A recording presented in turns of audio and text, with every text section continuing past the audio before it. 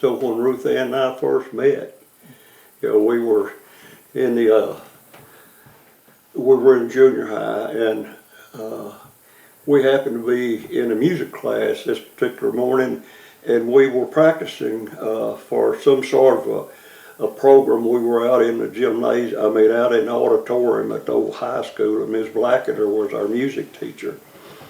And we were up on the risers, and I think that Mama was on about the second one, and I was on about the third one, and I'll tell you to start with, I call Ruth Ann, I call her Mimi, and I call her Mama, and I'm liable to say one or the other, but I hardly, as we got older, I hardly ever called her anything but Mimi or Mama, and for nearly 62 years. So if I say Mimi or Mama, you'll know I mean Ruth Ann. But anyway, back to where we were. We were on the riser, and I was standing right behind Mimi, and I had noticed her in school, and I thought she was a mighty pretty little girl, but I never did know that I was fixing to be standing right beside her, behind her, in Miss Blackadder's music class. And I started messing with her. I was kind of picking at her. I was trying to get her to notice me. And, I said, and we had, there were 3 mornings that we had practice in the auditorium for this program. And during that time, I did finally, get to talking to her and asking her questions and where she lived, and about when she come to school, did she usually bring her lunch? I was asking her questions because I was wanting to try to get to where I could see her and talk to her and be with her a little bit. And she said, well, sometimes I bring my lunch. And then she said, sometimes I just eat in the cafeteria. And I said, well, okay. It just so happened that I was riding a school bus too. I lived out in the Boyd community. And my sister and I, and my brother was 4 years older than I, and so he did have a car, but my sister and I we would ride the school bus also, and some mornings he would bring us to school. But anyway, let's just say most of the time I rode the school bus, and I asked her, I said, well, I also ride the school bus. I said, what time does your bus usually get here? I said, I know it's going to be somewhat later than mine because I don't live near as far from school as you do. So anyway, she told me about what time. And so I'll tell you, every morning I get off my school bus, I'll just stay right there, and I waited for her bus to come, and so anyway, I'd be there when her school bus pulled up, and when she'd get off, I'd be waiting for her, and we'd walk to class together, and every day at lunch, really, we'd walk to class together, and I would be asking her, if she didn't bring her lunch, or if she did bring her lunch and didn't eat in the cafeteria, I said, I go down to a little place, Herndon's grocery store, and there's behind the grocery store, he had a deal where all the kids came and could come in there at lunchtime, and they had like a little deli thing, and they made sandwiches. They had different things, and most all the kids, many of them, went there every day at lunch. And so Mimi started most of the time just coming in. We'd go down to Dilly Herndon's and we'd get sandwiched together, and we'd go back out, and we'd either walk over to the park and sit down and just eat together, or we'd somewhere where we stopped to eat. We'd get to visit, and I just enjoyed so much talking to her, and the more I was around her, the more I wanted to be around her. But anyway, we did that all through our freshman year and at school year, and we were together. I was walking, I was walking her to her classes every morning. Every class changed when we changed classes, and I'd be out, and I'd meet her out in the hall, and I'd walk her to her class, and then I'd go on to mine, and gosh, we did that all through the school year, and summer came around, and we knew we weren't going to be able to see each other nearly that often, because right at that time I didn't have a vehicle. But we did have a game plan that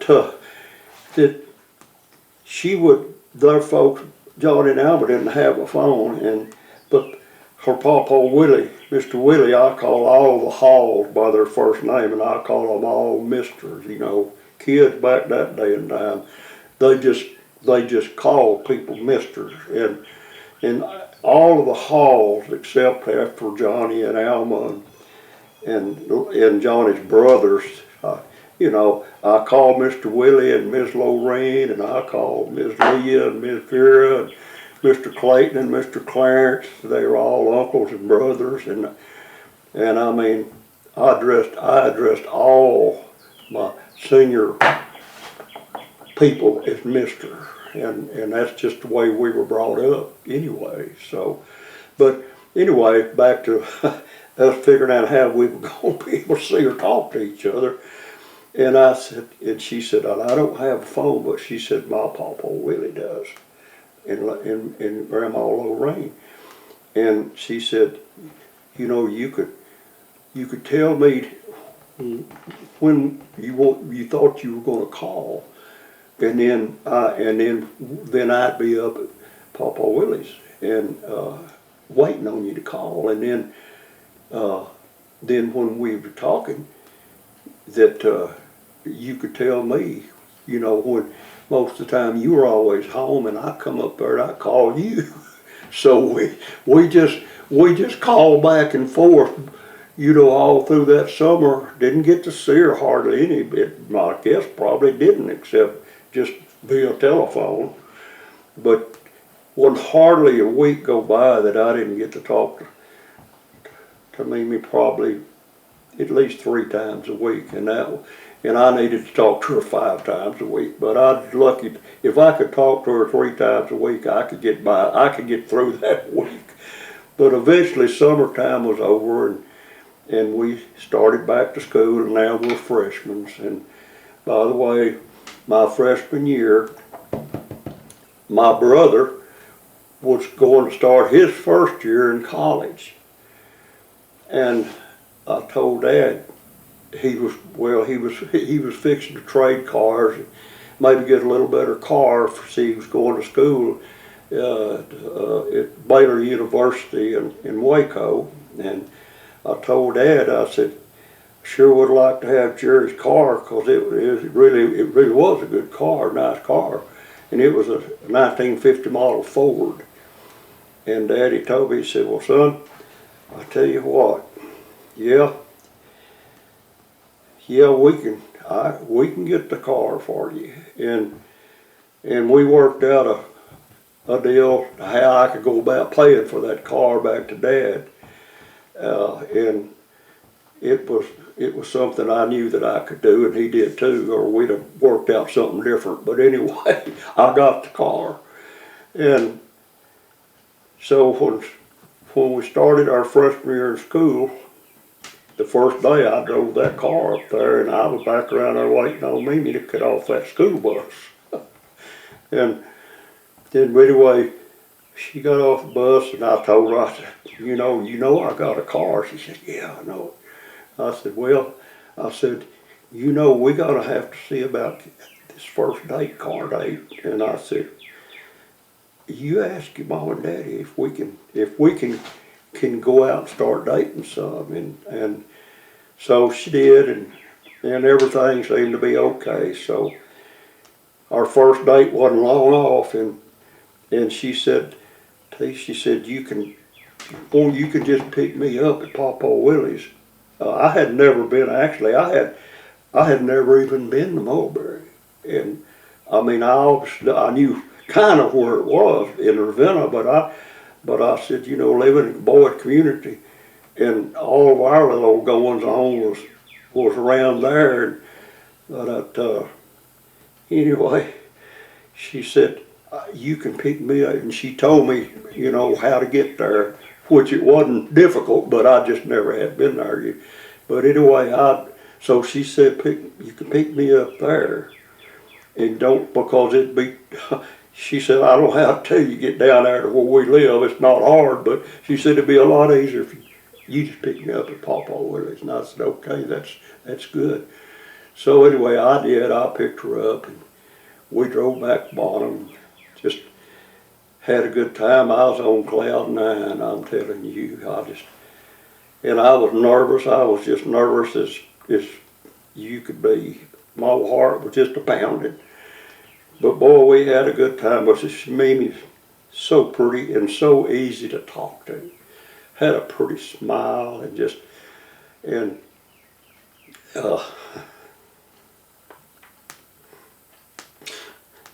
but anyway, we had a great time, and I took her home, and I tried to have her back there by about 10 o'clock, because that's about the time. Back in those days, you kind of had them home at a pretty decent hour, but you know, that was our first date, and then that was just one of many. But you know, after that date, and I back up a little bit, is I took her home. Instead of stopping at Papa Willie's, I took her on home, so I'd know how to get to her house without any problem, which was no problem. But from then on, I'd pick her up down there, and we call it below the hill, but most, when you're talking to family here, it's in the bottom, you know. They live down in the bottom, and Mr. Willie lived up on the hill. And I just took her home. That way I knew exactly how to get there.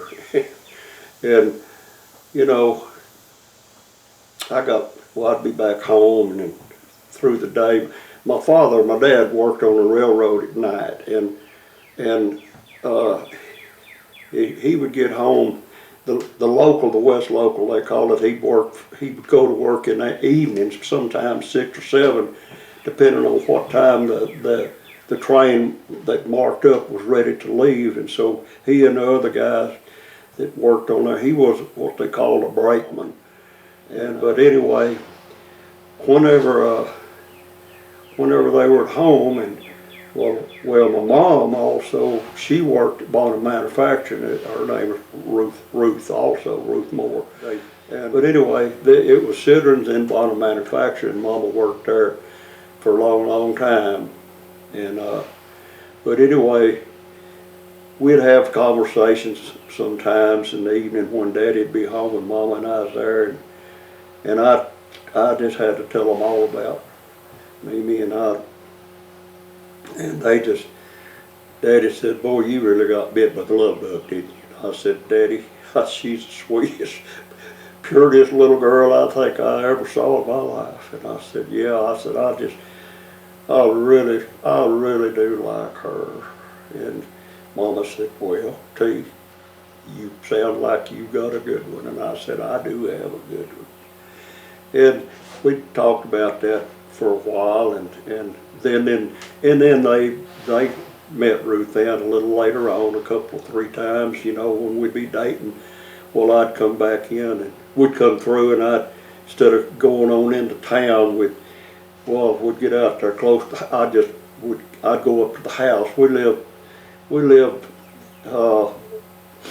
out, like I said, in the Boyd community, and a lot of people can still remember this old house is still there to this very day where we were raised. It's an old 2-story house out north of Bonham, and just have a million memories. But, you know, Mama, she enjoyed my mother and my daddy.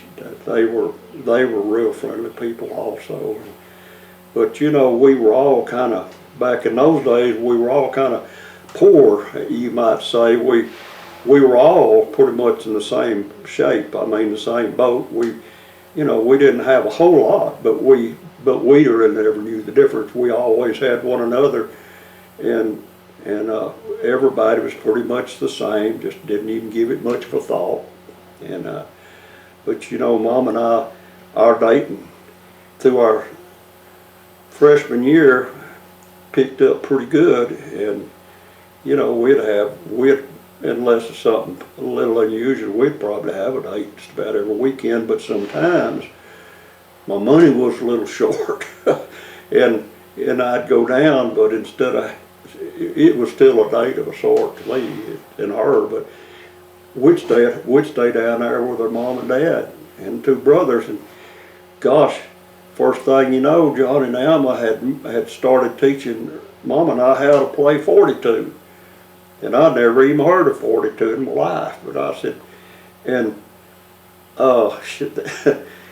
I mean, we began to learn how to play 42, and we began to really like it. And I'd always partner with Johnny, and Mimi would be with Alma, her mom, and we'd play with each other. Mom and I never did play partners against them. We was always men against the women. And you know, most of the time the women won. but that's because Mimi was a better 42 player than I was. But we had lots of fun, and we played 42 a lot. And then Mom and I, we'd go to town, we'd go on a date, we'd just have a big time. We could almost do nothing, and we had such fun. And we laughed a lot, and we'd say, all the kids went to the root beer stand, and that you could, back then, of course, you could get you a big, and they had these frosted mugs and we'd get us a Frito pie. That was a Frito, one of them little old small bags, and they just slid it open, and they'd put chili and some onion and it'd mix it up.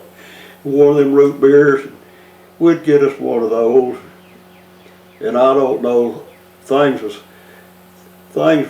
they were cheap. Of course, we didn't make much money either, but things were much cheaper back then too.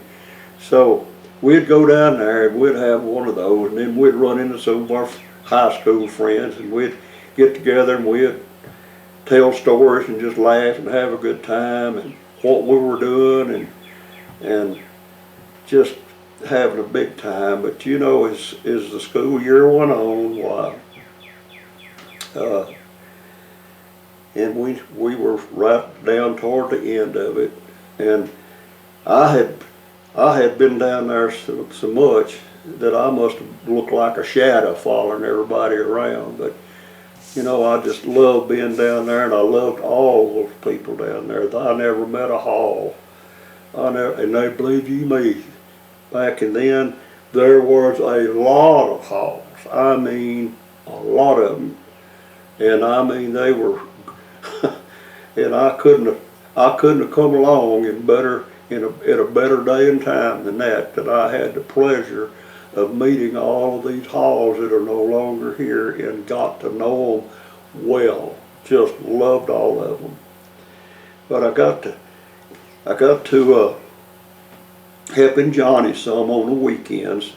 Sometimes I'd go down if he might be working some of his old cows or something. And then some days, some weekends, Mom and I, we'd still have a date, but I'd go down up morning, because Johnny, I was helping him whenever he needed a little help. And I might be plowing, and both of us be plowing in the same field, but I'd help him with his plowing, and anything that he needed help with, I was just thrilled to death to get to do it. And you know, it just kind of mushroomed, I guess, from there, because at the end of the school year, the other Halls knew that I could do just about anything down there. And so, unlike when I was a freshman or in junior high, that in the 8th grade, you know, I had a place to work all summer long. I could come to Mulberry, and I'm telling you, There's not a place I'd rather be working than in Mulberry. And I tell you, I learned to do a lot. I learned how, because as a kid, we didn't farm, you know. But I had hauled hay, and you don't have to be real experienced to haul hay. You just got to have a strong back and kind of have a will to work. And I always had that. But anyway, if I wasn't hauling hay down there one day and there wasn't anything there going on, there was plenty of hoeing to do. And I tell you, I got good at hoeing peanuts, and I got good at hoeing corn. And I could get out there and hoe all day long, come in at dinner, and guess who I got to have dinner with most always? Mimi would fix Papa and the boys dinner every day at lunch because Alma was working, same place my mom worked. And in most days, a lot of those days, at lunchtime I'd come in and I'd eat lunch with them. Sometimes if I was working for one of the other halls, and this is kind of the way they all did, and you know, come lunchtime, you'd just go home to with them, and you'd have lunch with them, and then you'd go back to the field, you know. And so that's what I got to do all summer long. But at least, you know what, I had money. I didn't mean I was rich, but I had money, and I could take Mama on a date, and we could have a good time. And I'll tell you, it was such a pleasure, and in such a family down there that it's hard to explain unless you just had someone loving your heart. But I said I learned to love all of them halls down there, all of them. There wasn't one hall that I wouldn't have done anything for, because those people would do anything for me. They took me into that Hall family, and I was just one of them. And I'll tell you, I couldn't have been happier than if there's nothing could have made me any happier than that.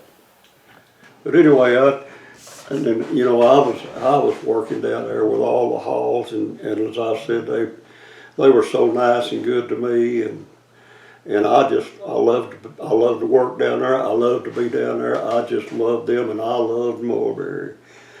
But also back up a little bit, when Mom and I were before the end of school's out, I was elected the freshman president. I was elected president of the freshman class, and Mama was elected FFA sweetheart. You know, which to us that was a real honor, and so it was something that we both enjoyed and appreciated. And but anyway, I should have said that a little earlier, and I was kind of got off course a little bit. Anyhow, Mama and I was real proud of Mama, and of course she was real proud of me, and so we just kind of went on from there. And then at the end of the summer, well, we're ready to start again, and we're back in the sophomore class now, and we just same kind of thing. We were going to.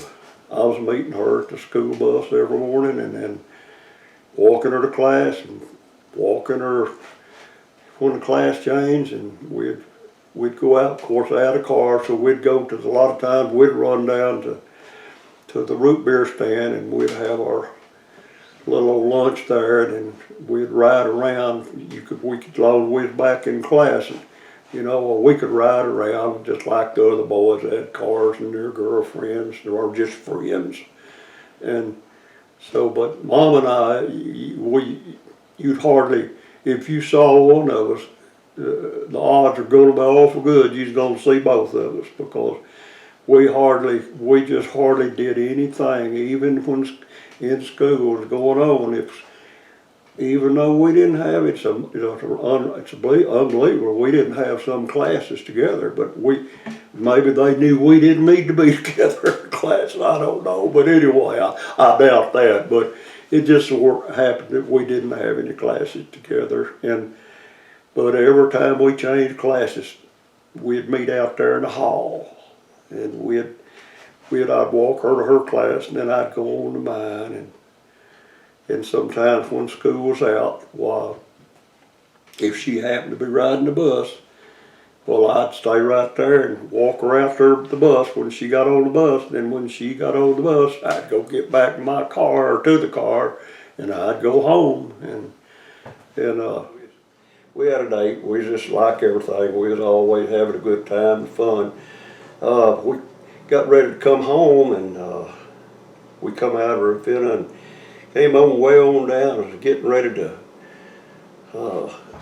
we were getting close to home, and we was kind of wanting to stop.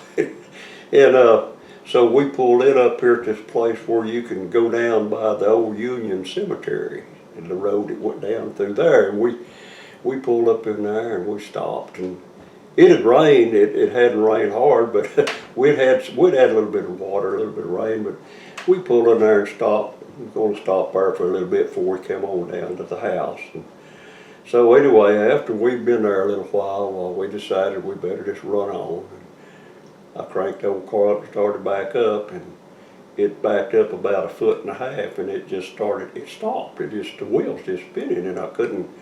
So I thought, well, gosh, I'll pull up and back up a little faster. And I pulled up a little bit, put it reversed back up again, and this time it didn't even do nothing, just sit there and spin. You know, and I said, oh my goodness. Mom said, are we stuck? I said, we'll just go on down this little hill and come up the other side, and then go back, by Charlie Hills, and go back and hit the road and go home. And I made it all down to the bottom of that little hill, and there's a little small wooden bridge down there. It wasn't very wide, just something to get across. And I said, so we just eased right on through there, and a slight grade coming up, just not much. And I thought, man, we all right now. And I got about halfway up that slight grade, and all of a sudden we stopped moving. And I said, sitting there spinning, and I said, we're in trouble, Mama. We're in trouble. So I told her, I said, well, I'll tell you what, I'll get out and I'll walk up to Charlie Hills. It's a pretty good little ways, but it's not all that far. And I said, you just wait here, and because it's a little bit muddy, it's not bad. But I said, she said, I'm not staying here. She said, I'm not going to stay here by myself. She said, I'll go with you. I'm not going to stay here. And I said, well, okay, come on, let's go. So we started walking, and we took us probably 15 minutes, maybe or less, and to get there. This time I'm guessing now about 10 o'clock, and I'm knocking on the door, and there is, of course, still a light on, and Lois come to the door, and she said, she knew me, and she said, well, T, what are you doing here? And I said, well, me and Ruth Ann, we kind of got stuck down here, just across that little wooden bridge down that little low spot down up at the cemetery. And I said, I can't, I'm stuck. And I said, I'll just die. It's Charlie. He said, well, she said, well, he's here. He's in the bed. I said, he doesn't go to bed. She said, I go get him up. He'll get you out of there. So she got Charlie, he got his clothes on and come walking up through there, and then we was in the sit down in the living room. We come walking in there, and he looked at his guy. He was grinning a little bit. And he said, well, what do you kids got into? I said, Charlie, we got stuck down here on this little old low spot. I said, we're not stuck bad, but I said, it's so slick, we just can't come up that little rise. And he said, I'll go around there and get my old tractor. He said, well, we'll go down there and I'll pull you on up here. So I went back down with Charlie on the tractor, and we hooked up to it. He didn't really have any problem, but we had one without Charlie. He got us up out of that mess, got us up to the house, and then, of course, after talking to him, thanking him and everything, Mimi and I got back in the car, and we headed on back the rest of the way to the house, and by this time it's getting close to, it must be close to 11 o'clock, and it's a little bit later than I usually bring her home. You know, but during that time, Johnny and Alma moved from the bottom back up on the hill or up on top of the bluff. They moved up there, and so whenever I came to see her, well, it was, when I got in the first part of Mulberry, there they lived right there. They lived in town. They was uptown. I mean, there wasn't no stores there, but we called it, they moved out of the bottom uptown. So, but anyway, they lived there, and them two boys, them two little brothers, they were so cute. They were just cotton-headed little old boogers. And I'm telling you that I'd almost get in trouble with them sometimes, because I'd get to doing stuff with them, and it'd get pretty, we call rowdy sometimes, and I would have to get them, and she'd look over at me, and the biggest thing that ever happened along that line there, you know, I bought a couple of spud guns, and spud guns is those are the guns that you could get an old Irish potato, stick in it, pull it out, and then pull the plug out. You could pull that trigger, pop, it'd shoot that little water, that potato from plumb across the road. And I got them one of those things, and they were potatoes flying all over that house. And what happened was Alma would be cleaning the house and all this and that, and everything is fine. And then one day she noticed a kind of an odd smell she hadn't been smelling.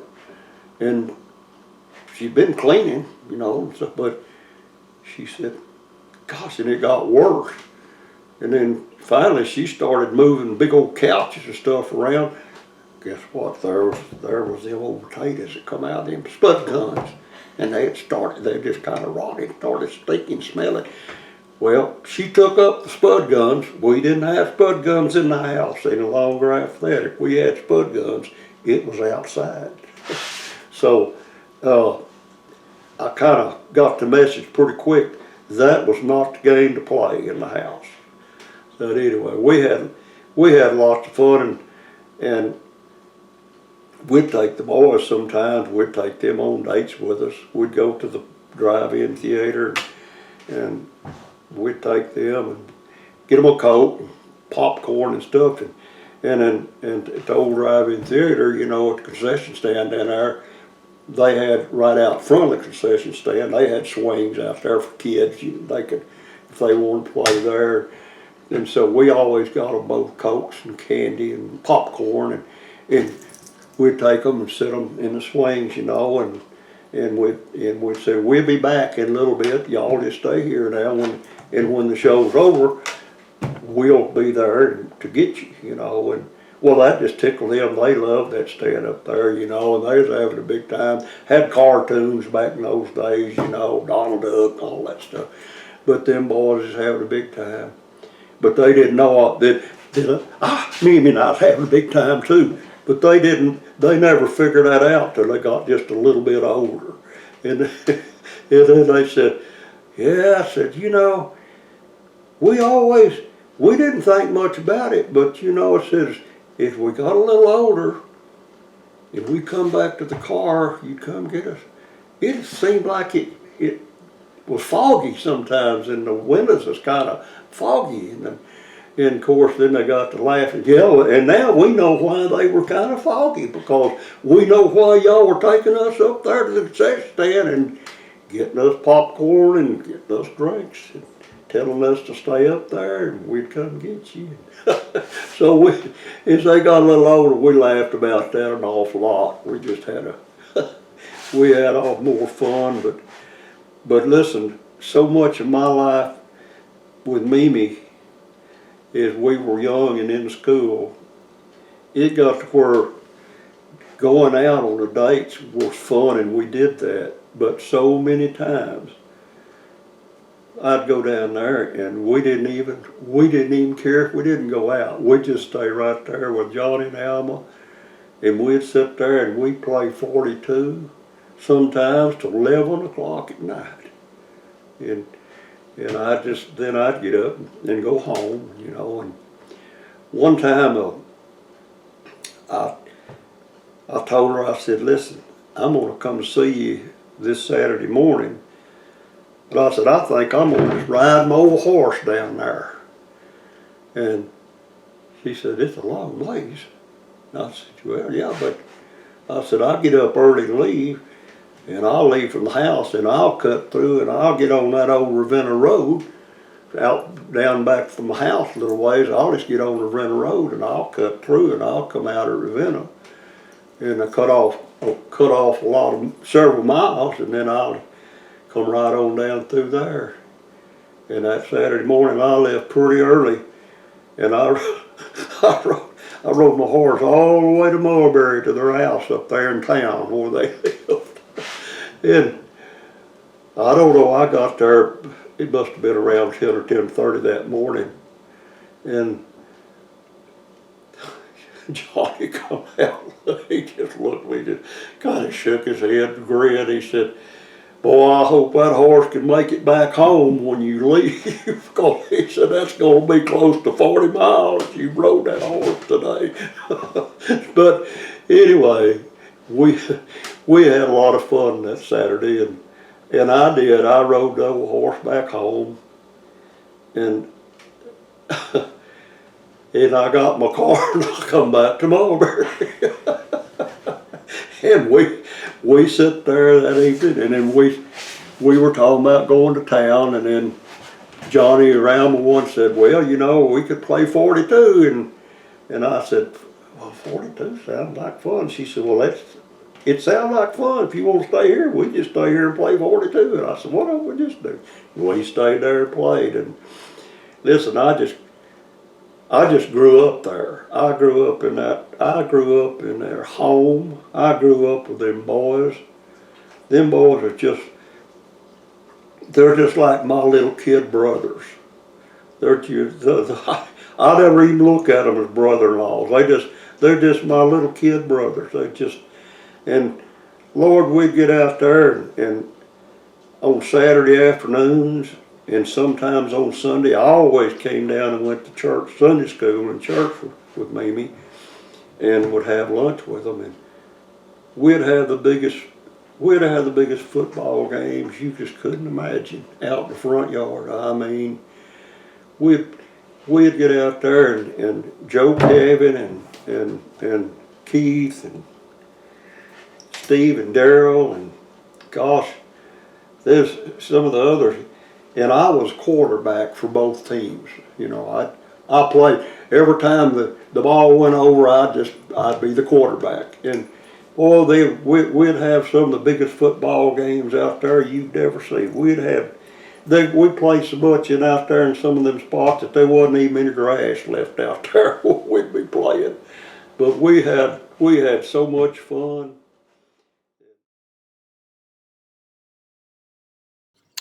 Dear Ruth Ann, I don't know what to write about, but I'll try.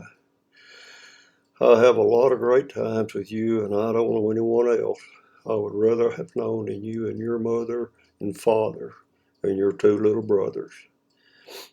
I've never gone with anyone that I thought of as much as you. We know we've had a lot of arguments, and I'm wrong in a lot of them. That there's been a lot of things happening in the last 2 weeks that I don't care much for, and I don't think you could blame me.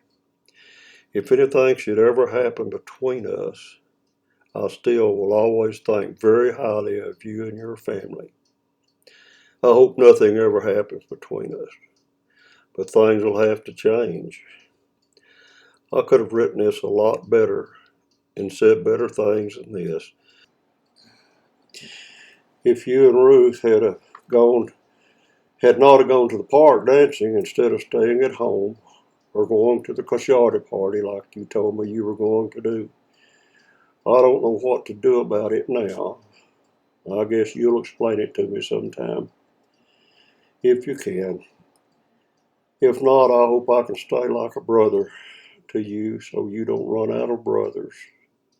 All in all, I don't guess I would have traded any of our fusses for anything. Well, I guess I'll go now before I start fussing again. Sincerely in love, T.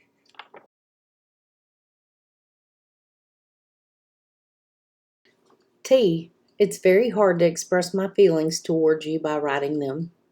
I'm sure at times you felt that I was very hateful and didn't try to understand things looking at it your way, which was right.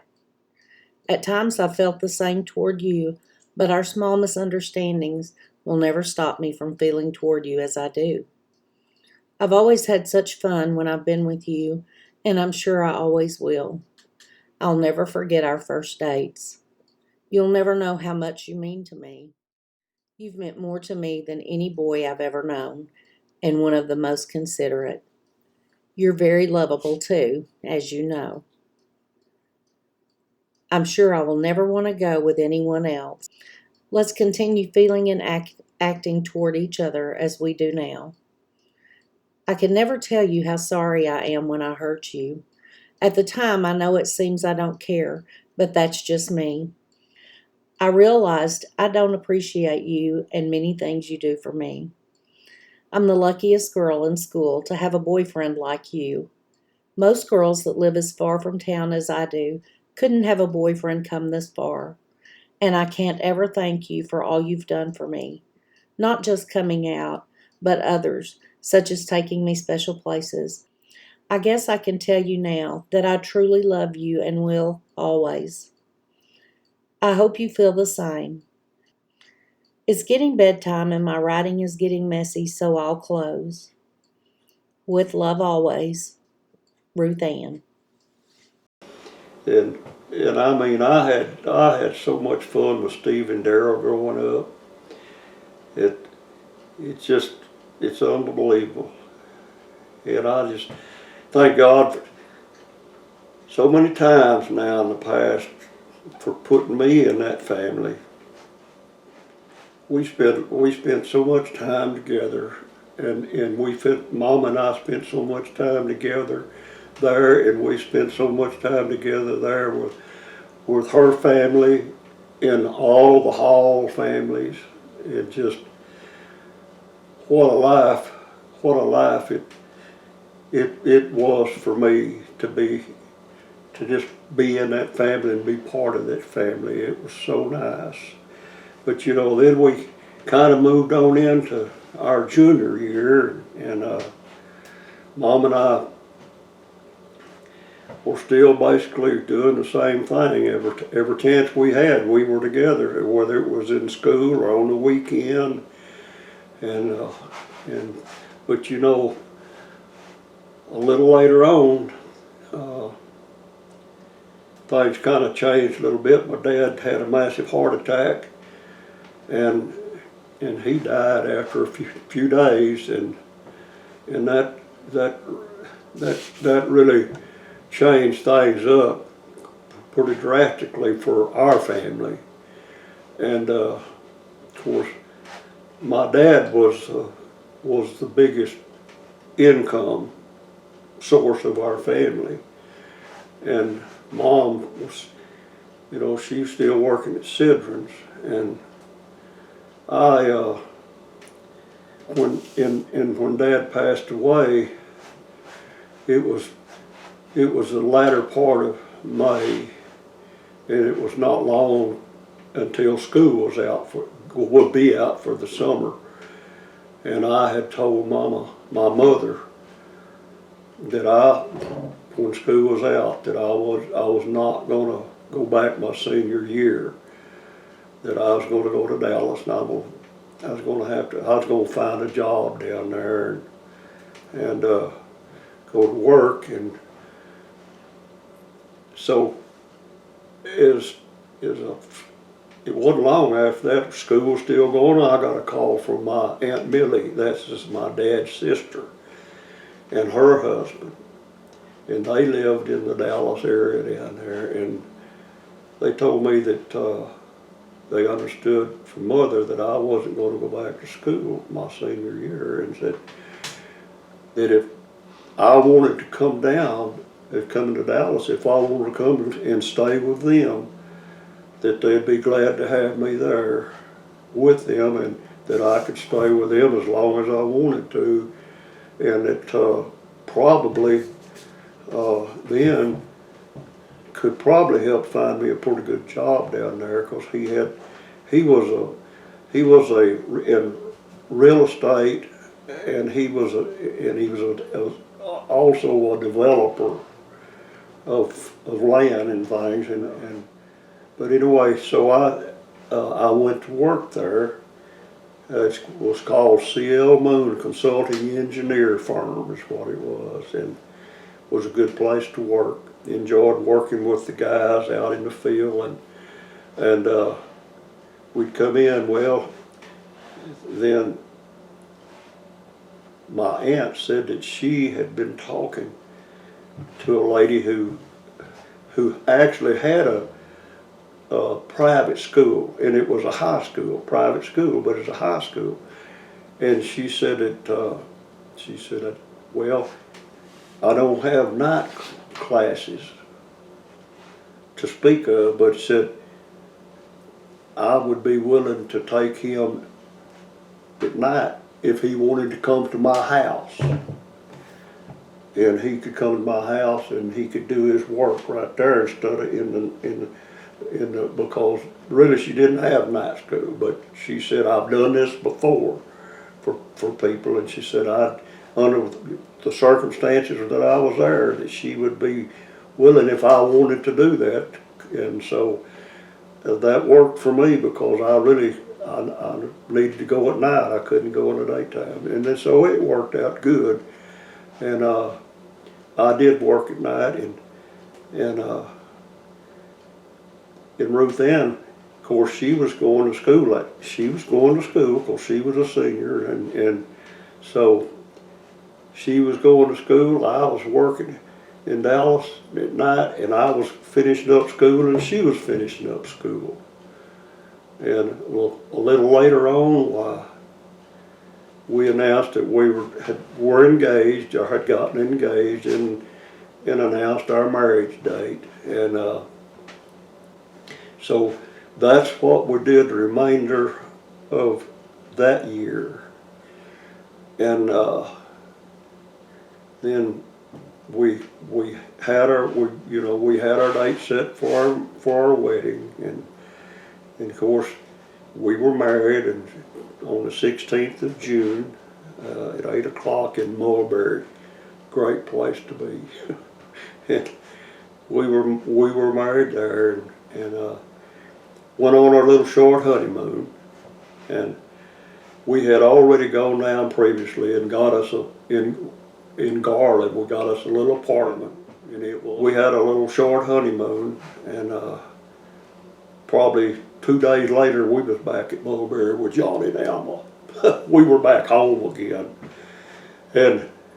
but we had to go to work that Monday morning, so we stayed there Sunday evening just as long as I thought we could stay before we left to go to Garland. And we got to Garland, and I had traded cars just a little before we got married, and moved up to a larger car, and a much nicer car, but it certainly was a long ways from in. And but that car payment was $50 a month. Now I'm telling you, now that was a lot of money to us, but $50 a month was my car payment. And so anyway, Mama had gotten with the people that helped find you a job, and they had called and told her to go down to the Lone Star Gas in Dallas, downtown Dallas. There was an opening down there, and that she might be interested in, and so Mama had lots of nerve. That little old girl, she got in that. It was a 1956 Mercury, and it was a standard shift. It wasn't an automatic. Of course, all Mama ever drove anyway was standard shifts. If it wasn't an old 4-speed transmission in her daddy's truck, which she could drive, well, it was an easier one to hold a gear shift on the column, but she could drive anything. But she'd get in that car and she went downtown and I was working and she drove down there and I was a nervous wreck that whole day. Not knowing whether she made it, whether she found the place she was going to find or what. But when I got home, well, she was there, and he dropped me off, and I couldn't wait to get in there and ask her. I said, "Did you make it okay?" She said, "Oh, yeah." She said, "I got a job." I said, "Well, good." She said, it's Monday through Friday. And she said, it's not, of course, back then in Dallas, not like today, but even back then, the country folks, it was still pretty big. But she just went down there like a champ. I don't even know if I'd have been a nervous wreck if it'd been me going down there to find Lone Star Gas and going in there but she just acted like there really wasn't much to it. She just went down there and did it. She wasn't afraid of much of nothing really, but she got that job and she worked down there and I continued to work where we were. And we were there for, I guess a year, and we were both so homesick. Every Friday when we'd get off work, man, I'm telling you, as fast as we could get that old car turned out of that driveway and headed home, we were headed home. And I'm telling you, when we'd get home, we were just like different people. I mean, we got home and we were where we wanted to be and needed to be and liked.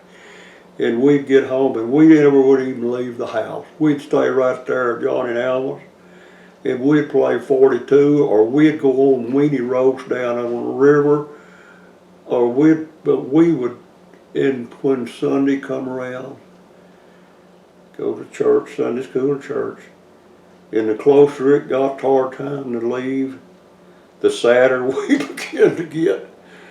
But we did that for a good year, I guess.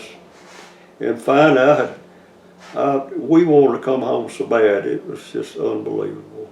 And I told Mom, I said, I'm thinking, I put an application in at General Cable. It was relatively new, fairly new back then, day and time, and they were still hiring. And I got an application and got it, and filled it out and got it in, and we got a call from them. Gene Danner at that day and time was a personnel guy, and got a call from his office and to tell me that I had an interview for the job and when it was, what day it was, and so I had to take off work that day, and Mama did too. And she was coming. I was coming to Bonham. I wasn't coming without her, so we come to Bonham, and I went in for the interview, and about a week later we got a call saying that I'd been hired. So first thing Mama and I did was we started looking for a place there in town, and because also we found out during this plan that Mama was pregnant and we was going to have a baby. And so, but of course, again, we had bought Joel Smith's place, and we were living in Mulberry. And little T was born in '62, and he has a daughter, and also he has a stepson who couldn't be any more like a real son to us, and then he has a granddaughter. And then Tammy came along, and she was born in '65, and today she has 2 daughters and she has 5 granddaughters. And she was kind of like her grandma Bugs, and who's Alma Bug. That's what we call it, Alma's Bugs, and she followed Bugs' footsteps right on into the nursing business, and she went on to Grayson County College, and she got her LVN license, and to this very day she's still in the medical field. And 3 years later, of course, that's when Tracy was born. And Tracy has 2 daughters and 2 granddaughters. And she, just being like the same as Tammy, she followed Grandma Bugs' footsteps right into the medical field, and she went to Grayson County to in a place in Mulberry. Came up for sale as Jewel Smith's home in Mulberry. And Mom and I, we looked at each other and said, "You want to move to Mulberry?" And she said, "You?" And I said, "Yeah." She said, "Well, I do too." So we went, talked to Jewel, and sure enough, it was a really nice house, and we bought it, and lo and behold, of course, what made it even nicer, that where Johnny and Alma had moved up to town, out of the bottom up on the hill, Jewel Smith's place was right just across the garden between us and them. And how that could ever, the Lord must have put her right there knowing we'd need that house someday. So, but anyway, we moved up there, and I continued to work at the cable plant. And Mama went to work at the Southwest Pump Company. And Lord, we lived down in Mulberry for, I just probably guess 5 or 6 years. And during that time at the cable, I had friends up at Carter Chevrolet. And some of the friends that I went to school with worked up there. Some of them were salesmen and car salesmen and all, but I said, I was up there a lot because I said I liked cars. I fiddled with cars, and I was a pretty good shade tree mechanic anyway, and pretty mechanically inclined, I guess you might call it. And I got to be good friends with Dean Isaacs at that time by going up there to see my friends.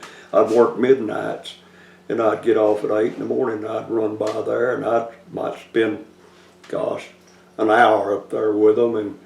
And also Dean Isaacs was Charles Carter's service manager in the shop out there. And one day Dean, I was up there, and Dean, one day he asked me, he said, "T," he said, why don't you come up here and go to work?" And I said, "Oh, Dean, I don't know." I said, that's a pretty big, I just don't know, because you get to work in the cable, and in the cable plant for Bonham, Texas, kind of like the VA center, General Cable was the place that paid really good for Bonham, really good. And I said, I don't know, I had worked at the cable probably a couple of years anyway before all this took place, but I'd always go by there. And finally, that's when he asked me that, and I said, "Dean, I don't know." I said, I've worked there, and I said, I've got good benefits, and I said, I don't know. I said, I like mechanic, and I'd like to do that, but I said, I just don't know. I don't know whether I could make the money. Or he said, well, he said, just why don't you give it a try? And I said, "Dean, I can't quit the cable plant." And he said, "Well, why don't you just come up here when you get off like you're doing right now? Why don't you just come up here and we'll say work till dinner?" And he said, I said, "I can put you to work, and you can." And so that's what we did for a while. And so anyway, that worked out pretty good. And I'd go home, go to bed, and when Mama would get home, she'd get home about 5:30, and we'd have a bite of supper and had a little tea down there. I've always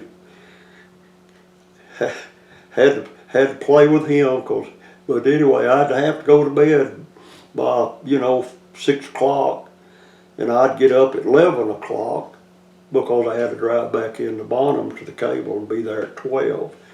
And I'd get off, and then I did that. I did that for a while, and lo and behold, those paychecks was pretty good, working half a day.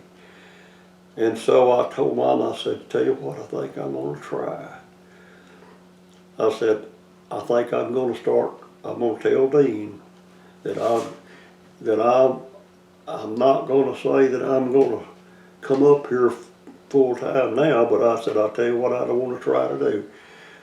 I'm coming up here at about 8:15, we'd get off at 8, and I'd be up there by 8:15, and I'd say, I'll start working from the time I get here of the morning until 5 o'clock. And so I did that for about 9 months. And I mean, I'd still get up about 11, but I did that for about 9 months. And I was making good money too. And I wasn't going to be working midnights working at the Chevrolet house. So, and I was making probably just about like I was making at the cable plant. But here's another difference. I had benefits. They didn't really have benefits at Carter's. But Mom and I talked about it, and she kind of liked me not working at nights.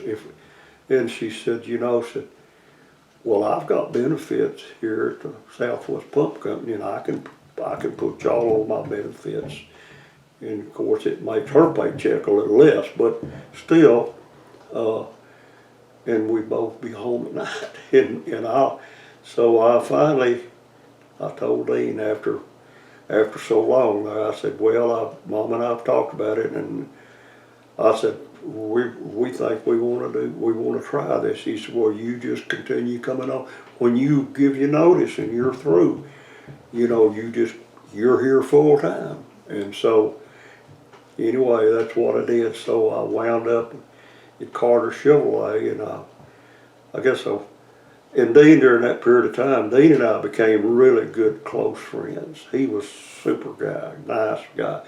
Everybody liked Dean, even all the customers. He'd go out there and greet them when they'd pull in and write down and work order what they were talking about their car was doing, and he would take it to whichever mechanic was going to be open, and including me, and then a little later on, Dean and I got to talking about, you ever thought about maybe putting your own shop in, going into business together?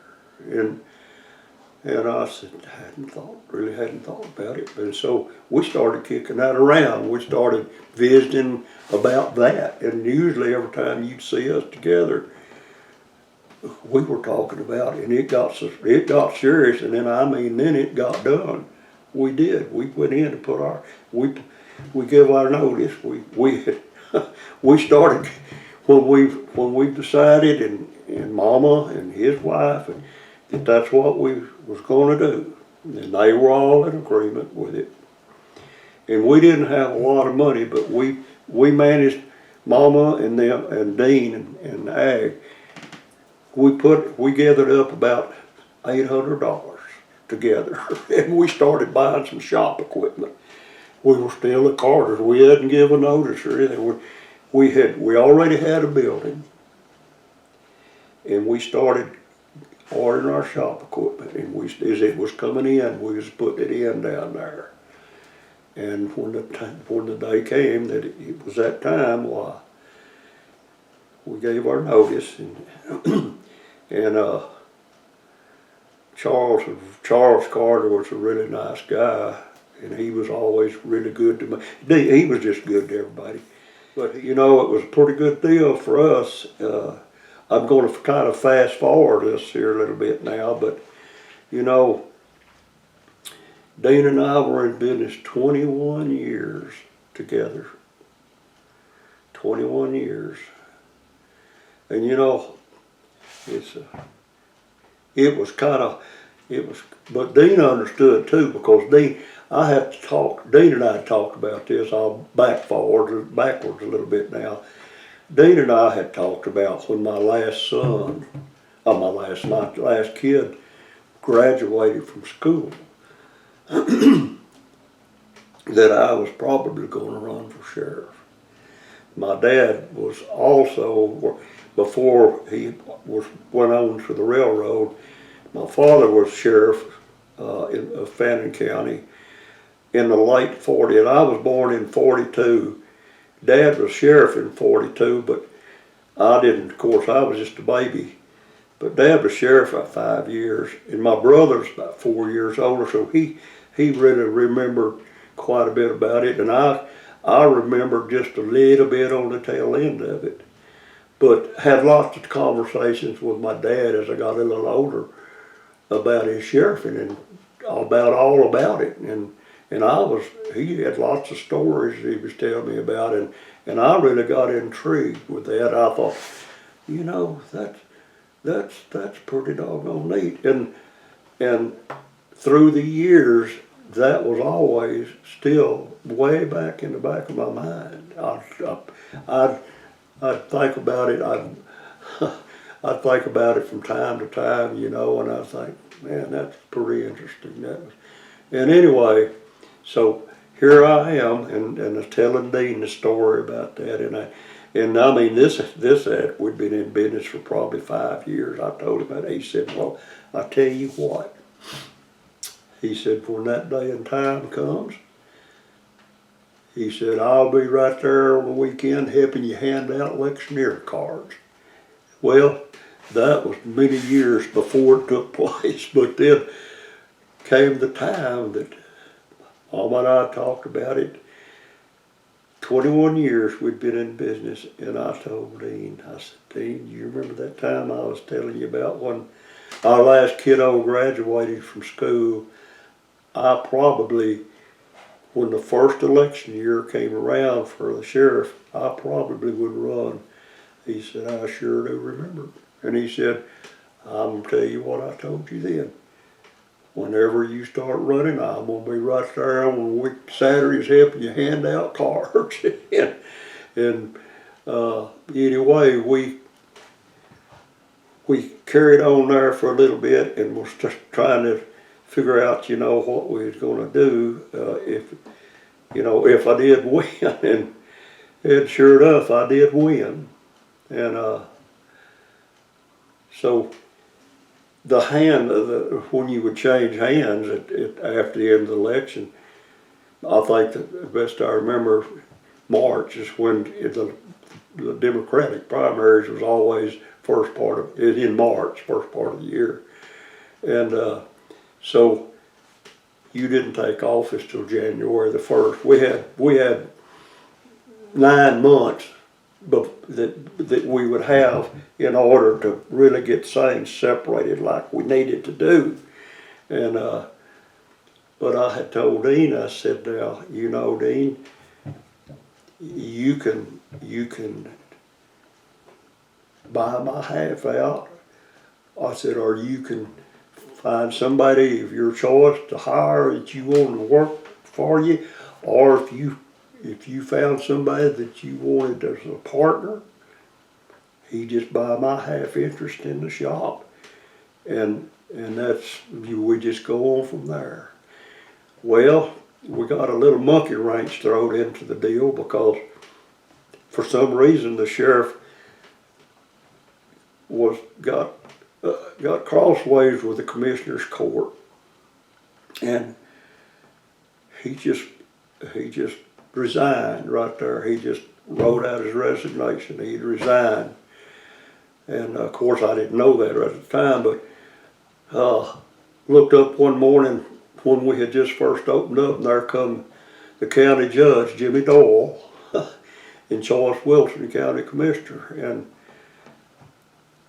I walked out and they pulled up. Of course, I had done work for both of them, Dean and I had. And I said, what are you guys up to this morning? He said, well, we was wanting to know what you was up to. And I said, well, we're just getting ready to get started. He said, no, really what we're down here for, Jimmy Doyle said, T, he said, Sam Patton, for some reason, he didn't really give a reason other than just the fact he was disgruntled about something that the commissioners were doing. And he said he was just fed up with it. And he said he wrote out, he just resigned right then. He said, I mean, his resignation, it's done, it's effective at this date.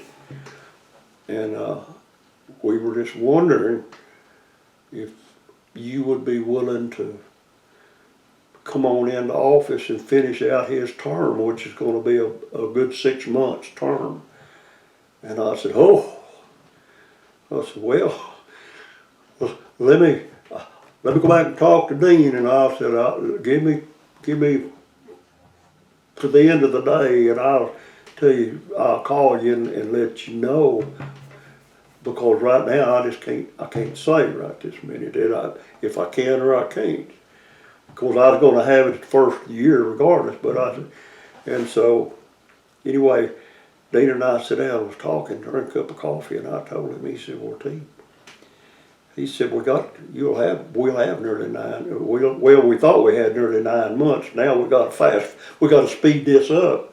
And he'd already, there was a kid that had worked for Dean and I for a while, and he was working at the Chevrolet house, and he was a good young man, and he was a good mechanic, and we knew him well. As like I say, he had worked for us for a while, and we wonder if you'd be interested in buying T's half interest in the shop, and you and I work as partners like T and I did for 21 years. And he said, man, I sure would. And he said, let me talk to my wife. And before 6 o'clock that evening, Rick was back down at the shop, and he said, yeah, he said, I sure would. And so I went ahead, and Dean and I got it all figured out. And I told Rick, what my half would cost him, and he was just tickled to death, and we all then were tickled to death. And so Rick came down, and I had already told the commissioners, so I went into office almost immediately. But anyway, I had called the commissioner's court and Judge Doyle and told him, that I could do that. And so I actually assumed office in 1988, and through those years,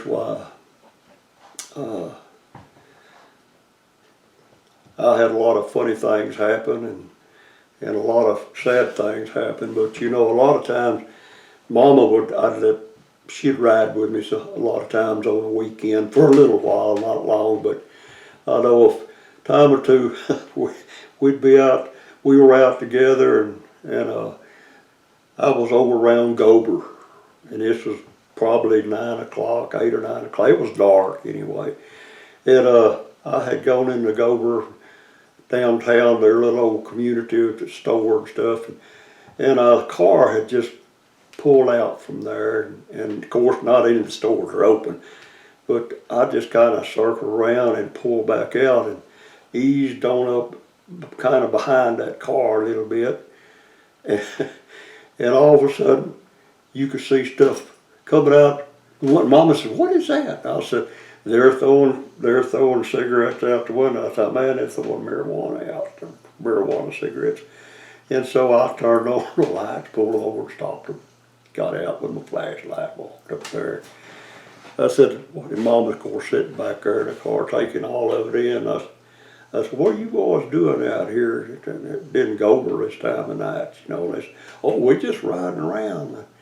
And I said, and I got to looking, and I said, and I said, and I know, I said, well, I know every one of you boys. What are y'all doing out here? And I said, oh, they said, we're just goofing around. And I said, y'all been smoking pot? No. I said, man, I can smell pot coming out of that car strong. Oh, no. I said, what was y'all throwing out the window back up there a while ago? No, we wasn't throwing out nothing. I said, yeah, you were. I said, I was seeing it. And my wife even asked me, what are they throwing out of it? And they said, no, we wouldn't. I said, I tell you boys what, y'all just get out of the car and come over here on this side with me. I said, it's the driver's side. I said, let's just walk back up the road here a little ways. And I had them to come right along with me, and I had that flashlight. And we went back up the road all quite a little ways, and all of a sudden there was one of them little white things that didn't get out into that was still in the road, and I shined that light on that, and I picked that up. I said, what is this? And they said, well, I don't know. And I said, well, let's just keep looking. And looked around and found a couple more. And I said, let me tell you something, boys. I said, now you listen to me. I said, I know every one of you. I know, and you know that I know you're smoking pot. And they said, yes, sir. I said, I'm going to tell you. I'm going to let you go. But I want you to know this. If I ever stop any of you again, and you've got any of that stuff on you, well, then I'm going to take you to the office, and I'm going to write you a little ticket. It's just like it's a little misdemeanor. It's just like running a red light. You got to go before the county judge and pay you a little fine, whatever he assesses.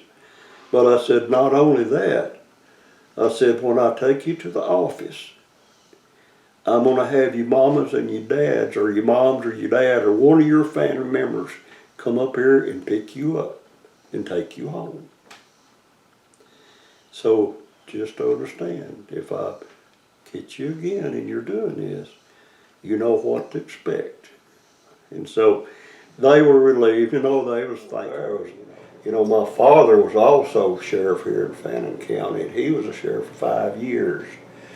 And as it would have it, my dad was the very first sheriff in the sheriff's office and new jail that had been built at his administration.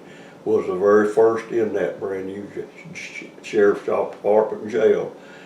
And such as you'd have it, now I'm in that same building in the sheriff's office and the jail, and now then we have built another new jail now, and I'm closing the jail up that my dad was the first sheriff in, and I'm the last sheriff in it. So my dad was the first sheriff in this building, and I'm the last sheriff. And then I remember another time when the mom and I, we were riding around. It was an afternoon late. It was around 5 o'clock. We were out there pretty close to the movie theater out there on 121. And I was driving along, and I guess I just wasn't driving fast enough to suit this lady behind me. And she had plenty of time and room of course I'm in an unmarked car, you don't know. And when she finally decided to pass me, she passed me, and when she got around, pulled back up in front, she gave me the bird, and Ruth said, would you just look at that? I said, well, she just shot me the finger, what she did. I said, we'll see about what she's got to say. And I flipped the lights on over and pulled her over. And I got out and walked up there, and I said, ma'am, I said, what did you just give me the bird back there when you passed me? And she said, well, no, why no? And I said, look, my wife saw you doing that, and I did too. And she said, what is she doing? And I said, I want to tell you something. I said, do you know that that's a breach of the peace? That's a misdemeanor, and it's finable up to $500. And doing that is a breach of the peace. And she said, and them girls, they were carload of girls. And I said, boy, you could see their heads just a moving around, and you could see them I mean, just plain as day at night with our headlights looking in, because they wasn't hiding nothing. They were having a big time. And we got down there close to that four-way stop. I flipped the lights on and pulled them over. And I got out and walked up there on the passenger side, this time over there. Then I said, girls, what are y'all doing? I said, well, and then when I walked up there, I said, girls, what are y'all doing? No, we're just riding around. I said, which one of y'all gave me the finger? And they all got real quiet, and I said, and by the way, are y'all drinking beer? Oh, well, no, I said, well, how about just opening up the door and y'all step out over here on this side? And so they all had to get out, and they had a case of beer in there, and they had about a half a case of beer in there. But anyway, I got their names, their addresses. I'll take y'all up at the office, and I'll call you mamas and daddies, and they can come up to the office and pick you up and take you home. You won't be able to drive your car. I'll have it towed. But I won't put you in jail, but I'll call your mom and daddy, and they're gonna have to come up here to the office. Gosh, I remember another time that we were back out on 121 again. I should have stayed off of that road when Mama was with me, because we stopped, we were on 121, and I noticed a car pretty far on up there. We was way past the movie theater, but car pulled off on the shoulder, and a guy just kind of sitting there in the car, and he just kind of drooped over a little bit like he's asleep. And I said, well, I went up and turned around and come back up behind him and got out to see if he was all right. And he was passed out. He was drunk. But thank goodness he pulled over. So I called for a wrecker to go pick his car up, and I got him woke up enough to know that, what are you doing here? But the wrecker showed up and got the car and towed it, and I put him in the back seat of the patrol car. It's an unmarked patrol car, but I put him in the back seat. And boy, he was back there kind of mumbling a little stuff. Mama turned around and said, what are you doing out here like that? I mean, she was giving him the third degree, and I'm like, oh, Mama. And she was telling him, we've got people in the service. You ought to be in the service. You don't need to be out here doing this. She said, what? We've got people in the service. We got people out doing things that you could be doing, and you're out here drunk, passed out on the side of the road.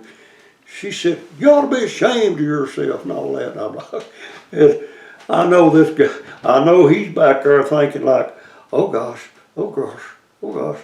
He said, hurry up and he must have been thinking, hurry up and get to the jail. Hurry up and get to the jail. She was reading him the riot act, boy.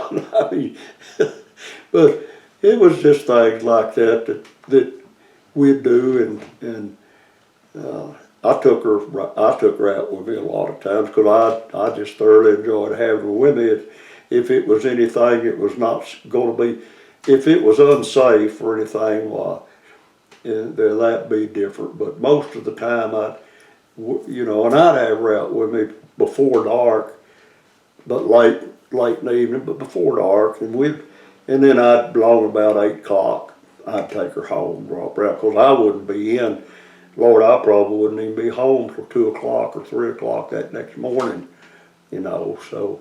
But I'd have her with me part of the time on the weekend, because I just like to have her with me.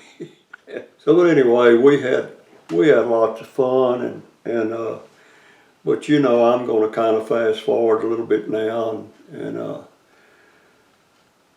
I'm now down to the point where that I'm really about ready to retire. I was just,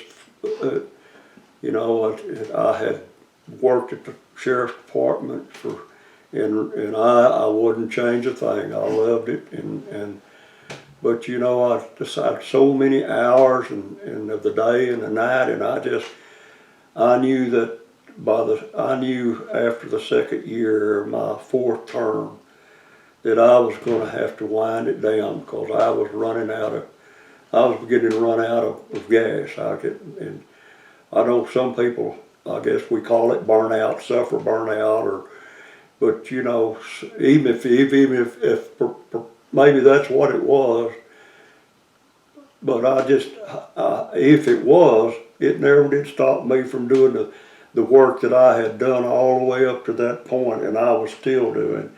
But I just knew that it was getting time for me to think about. You know, I had about all of it that I was going to be able to do, and actually, so at the end of those last 2 years of my fourth term, I had right before at the beginning of the fourth year, the last year, I had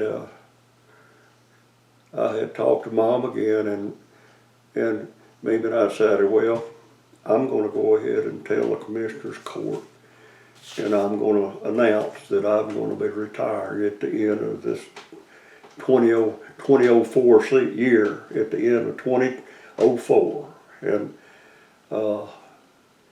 so everyone that worked for me and everybody out in the county would know that I was retiring after 16 and a half years, actually. And anyway, so that all went good, and at the end of that term, I retired, and I had a nice retirement party at the courthouse, and so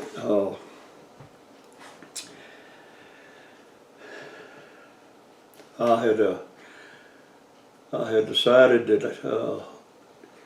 that what it is I wanted to do, because I knew when I retired I was 62, and I was going to lose my benefits from the county, and I thought, well, I'm 62. I said, I'm gonna find me a job, and actually I started looking right before I had actually retired, and I had talked to one of the guys over at school, and I got a job at Finley Oaks, and so on the day of my retirement party, was on a Saturday, I guess it was, but anyway, no, I'm sorry, it was Friday, it was on a Friday afternoon about 6 o'clock, and there was a lot of people there, just kudos of people, and I was just thrilled and tickled to death to see the crowd that came through, and it made you feel good. It made you feel like maybe you had really done okay, you know, and by winning four consecutive terms, maybe I had done something right. But anyway, but back to after the Friday afternoon was over, then I had Saturday and I had Sunday off, and then Monday morning I got a call from Ron Clark at the school, and he said, T, this is what I found out I was going to be at Finley Oaks. He said, got an opening at Fannin Oaks if you're interested. And I said, well, I'm sure interested. And he said, why don't you just meet me at my office about noon? And so we did, and I started working that Tuesday morning at Finley Oaks. I retired from one job, and when Saturday and Sunday was over, I was working at my next job. And I stayed there, and I enjoyed it because I was working at little kids, and they were a lot of fun, and I really enjoyed working there at Finley Oaks. And you know, I worked there until I was 65. And when I turned 65, well, then I could draw my Social Security. And So between my retirement, my county retirement, and my Social Security, well, I could do okay, and Mom was still working, and you know, after 33 years at the at the Southwest Pump Company, she joined the Fannin Bank and working there, and Mama worked at the Fannin Bank for, gosh, I'm just going to guess now, probably maybe 13 years, somewhere right in that area. And I had worked at Finney Oaks until I could retire again. And so I mowed a few yards that summer, just by myself. I just got out, I was just piddling, just making a little money here and there, and so, but it was the first summer after I'd left Finley Oaks, and so I stayed busy all that summer. Then along about October, the mowing had really gotten pretty slow, and I was just little time. I had a push mower, and I had an old hand blower, and I had a weed eater, and that's what I mowed with. But anyway, at the end of the summer, it was over in about October. I was beginning to wonder what was I going to do, because mowing was going to be done. But while I was still mowing, one morning, I got a phone call, and it was from Tommy Harrison. Tommy, I believe it's Harrison. He worked at the Quick Lube. When I told Tommy when we were talking, I said, Tommy, now listen. I said, I just want a part-time job. I don't want to work 5 days a week. And he said, well, he said, that's fine. But he said, I could sure use you. He said, this has got a lot of mechanical work to it down here doing this stuff. And he said, this is what he said. He said, you forgot more about that stuff than I ever knew anyway. He said, boy, you come work down here. And he said, and I said, well, remember, I live about 3 days a week's all I want to work. He said, that's fine. So that did pretty good. I went to work down there, and I worked down there about a month. And one day Tommy said, T, he said, I was working Monday, Tuesday, and Wednesday. And he said, T, do you think maybe you could work Thursday? He said, I've got some stuff I need to do. And he said, I said, I'll work Thursday. Then one Sunday morning at Sunday school,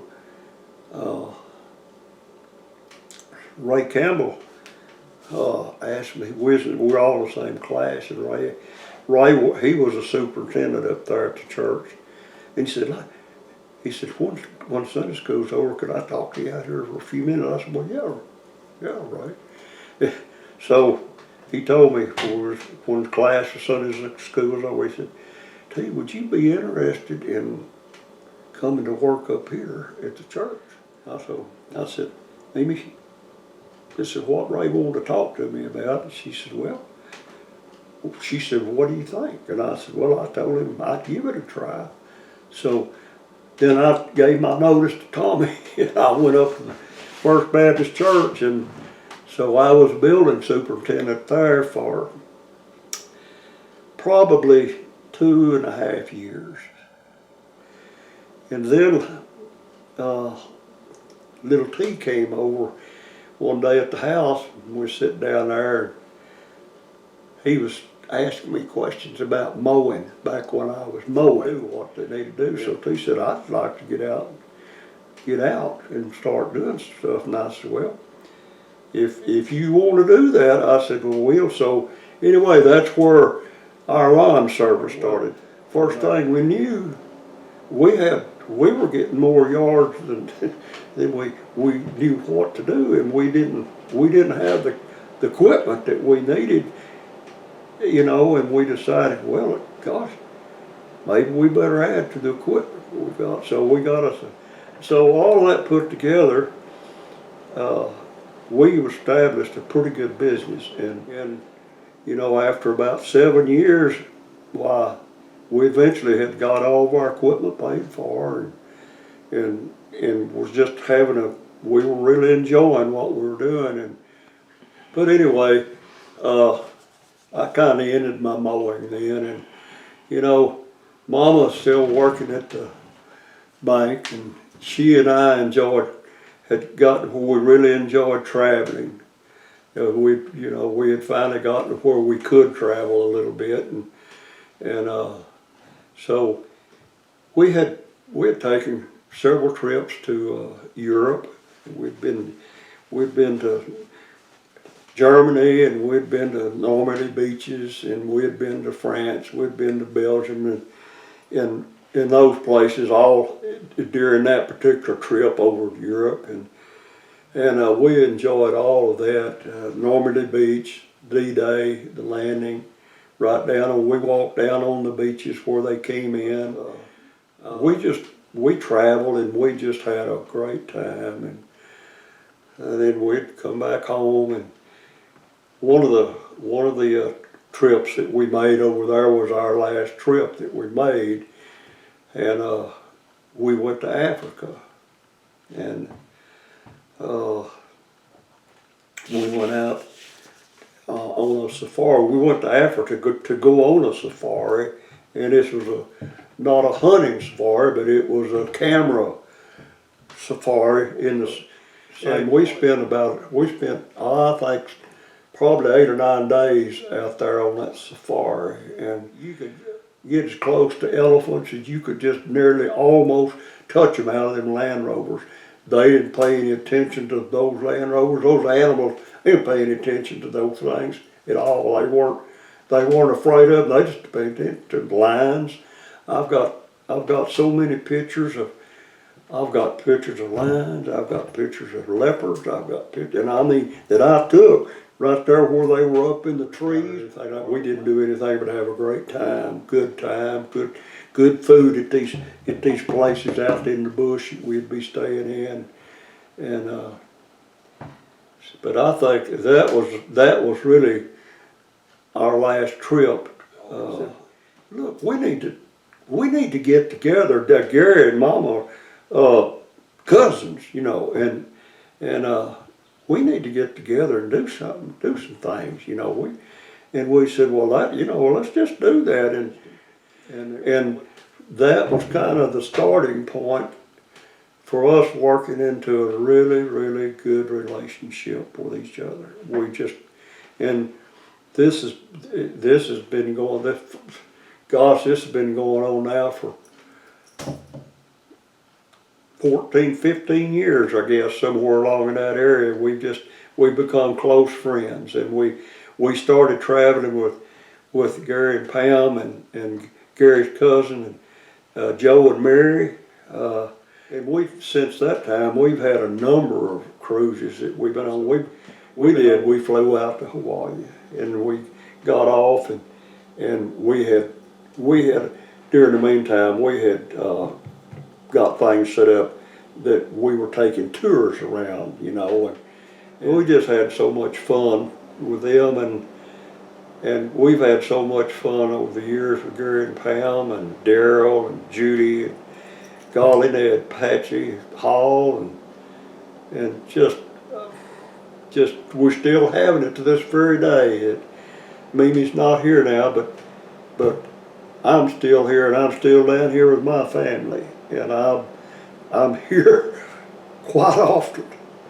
But you know, we had so much fun, and thank goodness, I'm still family, and I'm with family, and I'm still having a good time waiting to come home to Mama.